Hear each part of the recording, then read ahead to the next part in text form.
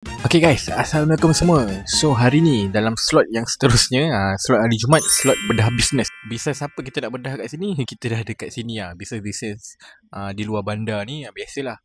Orang luar bandar banyak side hustle dia, memang orang-orang yang kreatif kan, macam kita sekali. So siapa-siapa yang masih bekerja ataupun nak cari side hustle, korang kena tahu sebenarnya cara kira untuk bisnes. Ada orang main langgar je. Tak, kena sedia untuk kira betul-betul.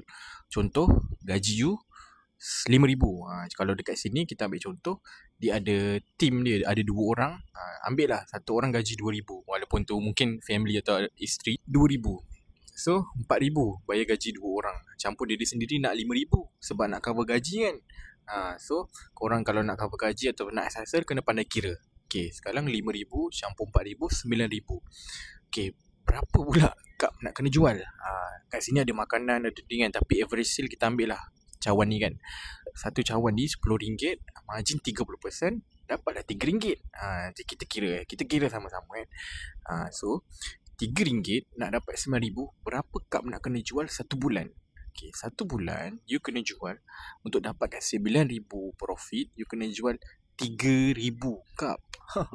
Satu bulan kira macam mana pula kan? 3,000 rasa macam banyak ke? Banyak juga kalau kita kira sebulan. Sebenarnya tidak. Satu bulan cuti Isnin saja kat sini, 25 hari. 25 hari, anggap lebih kurang satu hari kena jual 120 cup sahaja. Average kita memang boleh jual kat sini 50 hingga 100 setengah cup lah. Ni data daripada kedai kopi lain lah di luar area sini. Memang banyak orang buat saya hasil kedai kopi. Bestnya semua sedap, Alhamdulillah. So korang yang nak buat side hustle, kena pandai kira margin, kena pandai kira profit, dan berapa korang nak bawa masuk dalam poket sendiri. Yang bestnya pula, RM5,000 yang dia bawa tu, kita kira staff je kan. Ni siapa nak bayar? Bila trade, bila api kan. Itu bestnya. Bestnya pula luar bandar ni, siapa ada rumah atau tanah sendiri, buatlah side hustle.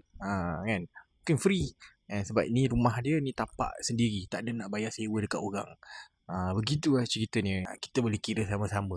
Apa lagi yang saya terlepas? So macam mana pula kita nak capai 120 cup ataupun 3,000 cup sehari? Adalah caranya pula. Kira ni memang rasa senang kira, tapi ada orang tak kerti kira. Dah kita kira, nak capai pula apa yang kita kira tu. Okay, tadi sini dah lewat dah. Dah nak tutup lah ni. Tadi memang penuh kat sini. So insyaAllah berada ni boleh capai apa yang kita kira tadi. So siapa-siapa yang nak buat side hustle, kena pandai kira. Siapa ada soalan, boleh komen. Okay, tanah sendiri, buka je kedai. Okay, Assalamualaikum semua, bye bye.